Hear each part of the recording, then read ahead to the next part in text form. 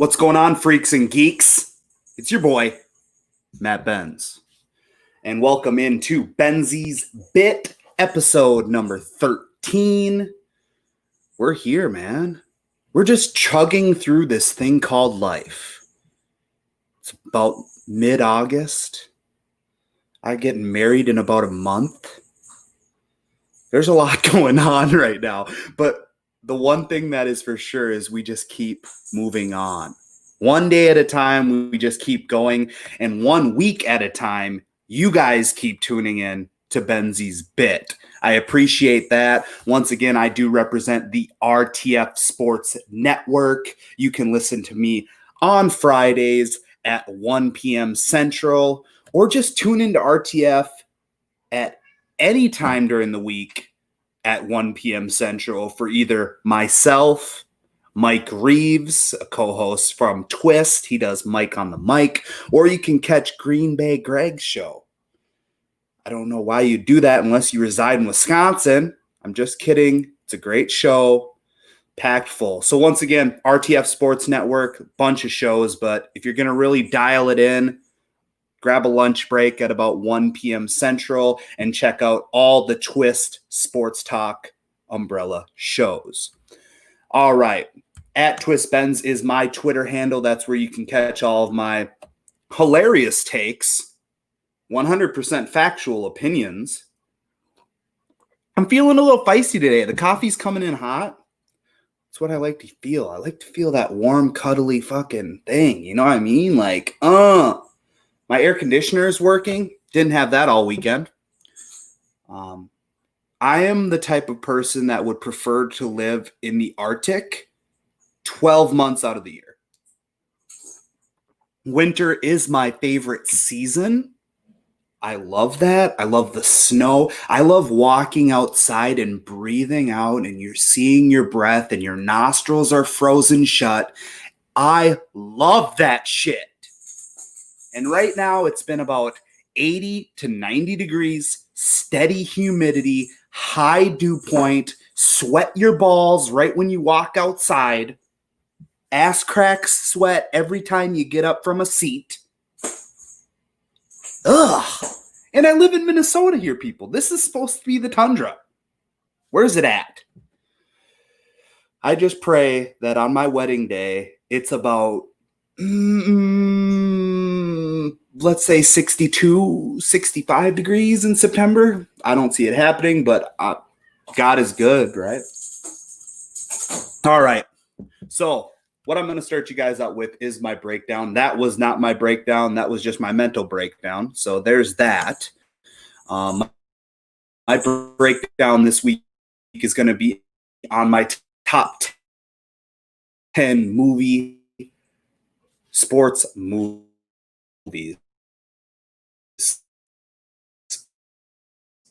Really, I'm going to read a movie. Exciting. The quote is, remember, kid, there's heroes and there's legends. Heroes get remembered, but legends never die. Follow your heart, kid, and you can never go wrong. Beautiful.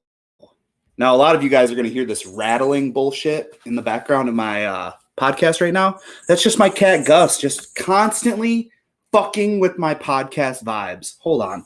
Jesus. Gus, come on. It's this fucking thing that I invest in. Why I do that. Now he's all over the fucking table. Get down, Gus. Oh, my God. We're getting through it. All right. At number 9, I have Friday Night Lights. The quote is, being perfect is not about that scoreboard out there. It's not about winning. It's about you and your relationship with yourself, your family, and your friends. Being perfect is about being able to look your friends in the eye and know that you didn't let them down because you told them the truth.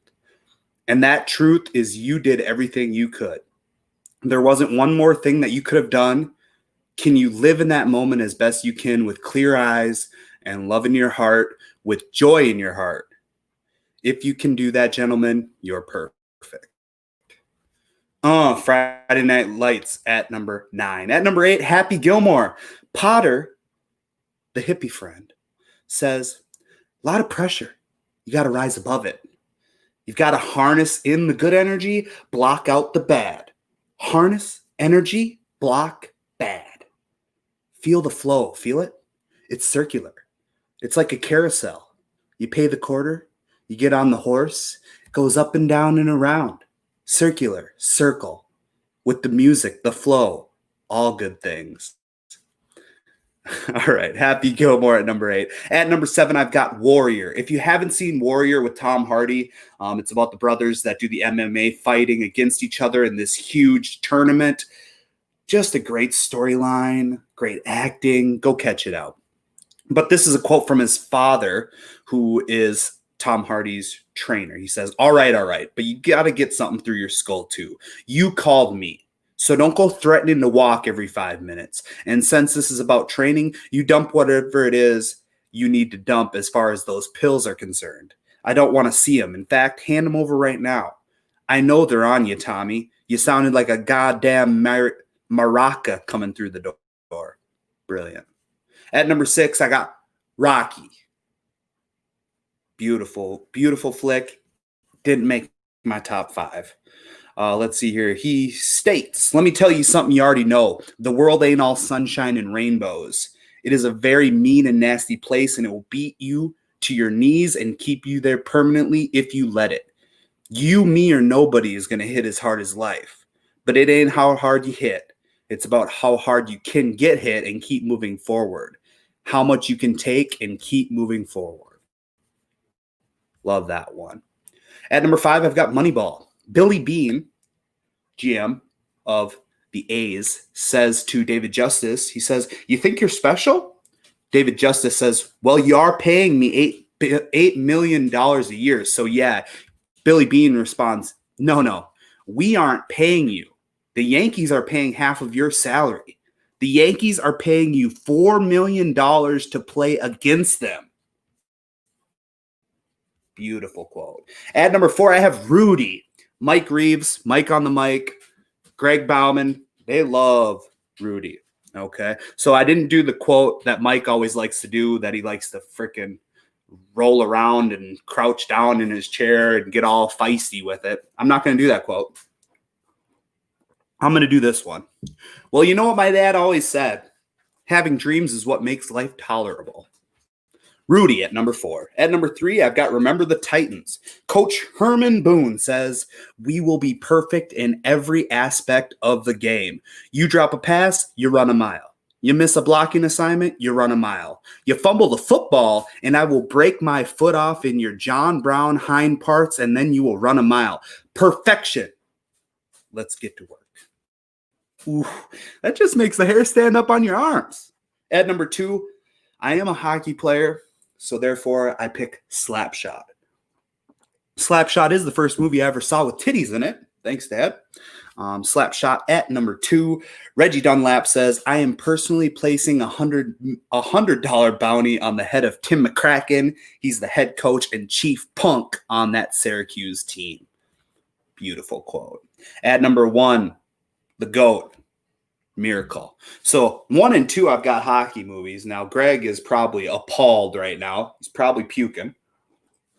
But he loves Miracle, and so does his dad, Chief Bauman. So at number 1, I have Miracle, and the quote is, when you pull on that jersey, you represent yourself and your teammates. And the name on the front is a hell of a lot more important than the one on the back. Amen to that. So that is my top 10 sports movie list. 10, Happy Gilmore. 7, Warrior. 6, Rocky. 5, Moneyball. 4, Rudy. 3, Remember the Titans. 2, Slapshot. And 1, Miracle. And that will do it for the breakdown of the week. Now, transitioning into the baller of the week. These baller and bonehead ones are tough, man, but I'm going to go with it. So I had to kind of stretch, but I went for my baller of the week being Randy, the Uber driver, mustache wearing, phenom, rookie pitcher, Dobnak. What a nickname. Randy Dobnak, the rookie pitcher for the Minnesota Twins. So right now, Randy owns the lowest ERA among qualified starters in the major leagues at .90. Yeah. Past Uber driver, rookie, Minnesota Twins pitcher. So for once and for all, for a Minnesota pitcher, period, to be contending for the lowest ERA, that's impressive because our pitching is so sporadic. We've got a guy named Jose Barrios who can't fucking throw a fastball across the plate, but we've got an Uber driver mustache handlebar wearing Randy Dobnak who's got .90 in the majors right now. All right. So he allowed 1 run on 4 hits in 5 innings against the struggling Milwaukee offense. The only blemish on his ledger was a 2-out RBI double in the 2nd inning by Orlando Arcia that hit off the wall and just out of reach out of a leaping Rosario, who shouldn't even be an outfielder to begin with. But he is, because you can't place him anywhere else on defense.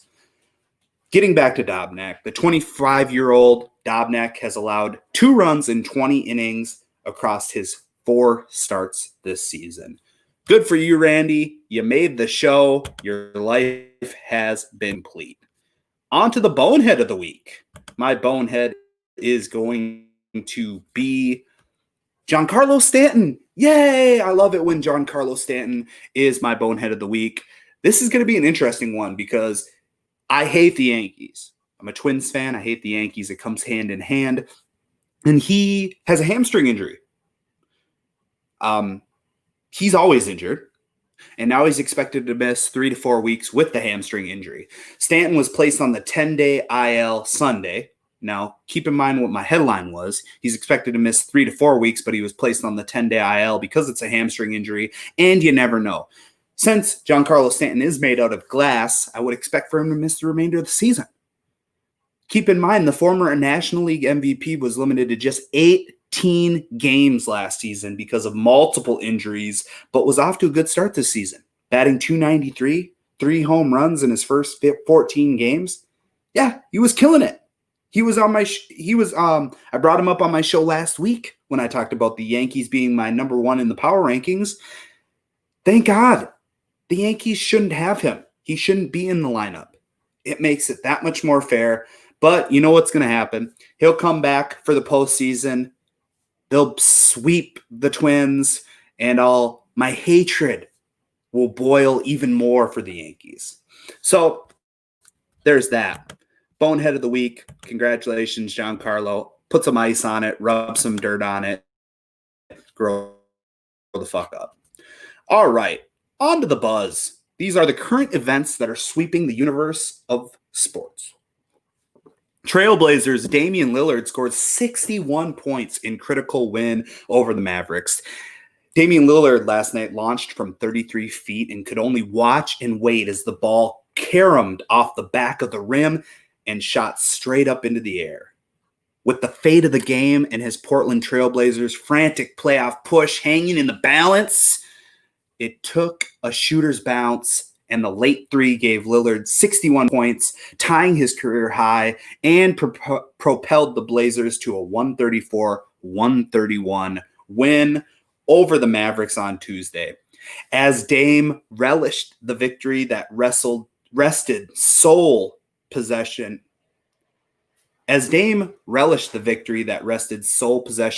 of 8th place in the Western Conference standings, away from the Memphis Grizzlies with 1 seeding game to go, courtside cameras captured the All-Star making a demand. What would his demand be? He said, "Put some respect on my fucking name." He said it over and over and over again. As teammates and coaches came over to congratulate him, he said, "Put some respect on my fucking name." Dame, the hottest player in basketball right now, right? He's had so many times, and when you put him in those crucial games, he lights up, and he's got that it factor. It's too bad he plays for Portland. That's sad in of itself. Anywhere else, he could be one of the top. He is already one of the top guards in the NBA. He could be the top guard anywhere else. Anywhere else. Give the man some love. McCollum ain't that love. All right. So good for Dame. Congratulations to them. On to college football. Big Ten. Knicks' fall college football season. Eyes the spring. Kevin Warren, Big Ten commissioner, told ESPN on Tuesday, because we announced the schedule does not mean we're going to play. As you gather information on a daily basis, that's what day-to-day is. We have to still plan. By organizing schedules and making announcements, we made it very clear. That is what Kevin Warren was saying when it appeared that a lot of people thought when they came out with the schedule 6 days ago, 7 days ago now, that meant that they would be playing a season. And he stated later, trends have not improved. They've become worse. You add that up and you're getting ready to go into more formal practice. It's just a level a level of not only concerns, but unknown risks at large. We're dealing with the health of human beings. It's serious. Later Tuesday, the Pac-12 presidents and chancellors followed the Big Ten's lead and also voted to postpone the conference fall sports season, including football. Bummer. On to the ACC and SEC, they say that plans for football remain unchanged. Basically, big middle fingers to the Pac-12 and the Big Ten. SEC Commissioner Greg Sankey said in a statement, I look forward to learning more about the factors that led the Big Ten and Pac-12 leadership to take those actions today. I remain comfortable with the thorough and deliberate approach that the SEC and our 14 members are taking to support a healthy environment for our student athletes. We continue to further refine our policies and protocols for a safe return to sports as we monitor developments around COVID-19 in a continued effort to support, educate, and care for our student athletes every day. So they're running it. The South could give a fuck. They realize that football is what fuels their economy. They realize that, I know Green Bay Greg probably talked about this on his show. I didn't watch it because I go to bed at a way too early of a time during the week because I work way too early. But basically, when you take away football, right, and you still run classes for the students, what people don't understand is the tuition is going to skyrocket because football is what pays for the majority of everything in a college, especially in the Big Ten, especially in the Pac-12, SEC, yada, yada, yada. So you factor that in, everybody thinks, all football does is they give scholarships out and they build new stadiums. Like, no, that's not it. They pay for all the luxuries on campus. That's why if you look at some of these franchises, these dynasties, like if you look at in Alabama, if you look at places like that, go check out some of the state schools in that area. They're garbage. They're freaking garbage. And then you go to these Taj Mahal, mansion, gaudy, bougie universities, and that's because they got these sweet football programs that bring in huge money. All right, so out of college football, let's go on to baseball. Athletics, Ramon Laureano suspended for 6 games. Astros hitting coach Alex Cintron suspended 20 games. First and foremost, Alex Cintron should be suspended for the remainder of the season because his team can't hit the broadside of a barn. But on to the next. After being hit by a pitch for the 3rd time in the series and 2nd time in the game, Laureano pantomimed toward Astros pitcher how to properly snap off a slider. Then, while walking to first base, Cintron uttered an expletive at him, basically saying something about his mother. That's the rumor, right?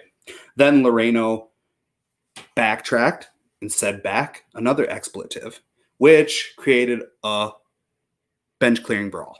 No big deal, right? I mean, it's just the Astros being the Astros. Now they're throwing the ball at people, causing a ruckus. And their hitting coach can't even mind his manners. He should be sheltered. He should be in the clubhouse crying because his team can't hit. Anyways, those are the suspensions. Cintron later accepted his suspension. I'm surprised the Astros actually got a suspension, but they did. He said he'll learn from this, and he acknowledged that his actions were inappropriate. Good for him. On to hockey, Braden Point gives the Lightning win over Blue Jackets after 5 overtimes. Jonas Capasalo makes 85 saves. Now, I used to be a goalie, 85 saves is crazy, and I'll get to those stats, but just 85 saves. Most goalies on a given night will have anywhere between 20 and 30, 30 being a high point, right? You expect if a goalie makes 30 plus saves, you got the W. That's crazy. But listen to some of these stats about this game. After 6 hours, 5 overtimes, and a combined 151 shots on goal, the Tampa Bay Lightning won an epic Game 1 against the Columbus Blue Jackets on Tuesday night. It was the 4th longest playoff game in NHL history. That's amazing in of itself. Think of a hockey game that's going to go longer than 6 hours, and this one did. And it was only the 4th longest game. Holy cow. So long that the Boston Bruins and Carolina Hurricanes game, which was originally slated for 8 p.m. Eastern, was rescheduled for Wednesday today at 11 a.m. because it takes about 90 minutes to disinfect the benches, clean the ice between the games, warm-ups, yada, yada, right? So their game was pushed because of this barn burner that occurred last night. Blue Jackets goaltender Jonas Capasalo made 85 saves, a new NHL record, topping New York Islanders goaltender Kenny Hurdley, previous mark of 73 saves in 1987. Columbus blocked 62 shots in the game. That's nuts. Crazy. It's crazy. The Blue Jackets goalie had 85 saves. Imagine if 62 of those shots that were blocked by players actually made it to the net. Crazy. The Lightning alone tallied 88 shots on goal, as many as the New York Rangers had combined in their 3 games against the Hurricanes in the qualifying round. 3 games against the Hurricanes, the New York Rangers had 88 shots. Well, the Lightning alone had that last night. Just nuts. Crazy. Playoff hockey. Oh, I was watching on Twitter where all these people were sharing about this, right? Like, oh my God, this game is going to go on forever. You need to change the rules. And then you got the diehard hockey fans who are just on the edge of their seat the whole time, loving life. All right, last but not least, we'll go on to Benzy's bite. So me and my fiance, I told you about the air conditioner going out, right? So we went and stayed the night at Mystic Lake Hotel on Saturday night. And I'm like, okay, let's be bougie. Let's go to the steakhouse. So first and foremost, I give the steakhouse 5 stars. But on a side note, it better get 5 stars because it was not affordable. It was not cheap. It was intense. So I got a ribeye. She got the filet. We both got baked potato, asparagus, did the thing. It was expensive, but it was worth it. It was a treat. Just celebrated 4 years sober. So I figured, why not? Let's treat ourselves. Let's go big. Let's enjoy ourselves. So hotel room, 170 something. Bill for dinner, 170 something. That's for 2 people. And we each lost 100 in the casino. But it was fun. It was fun. It was a little daycation, and the air conditioner worked. So that's all that matters. So that is Benzy's bit for the week. Once again, you can follow me on Twitter at TwistBenz, and make sure to watch us on Saturday. It's going to be a little later of a show, but make sure to follow us on Facebook. That way you get that notification for our live show this Saturday. Twist, the Week in Sports Talk. Once again, I am Matt Benz, and I hope you have a blessed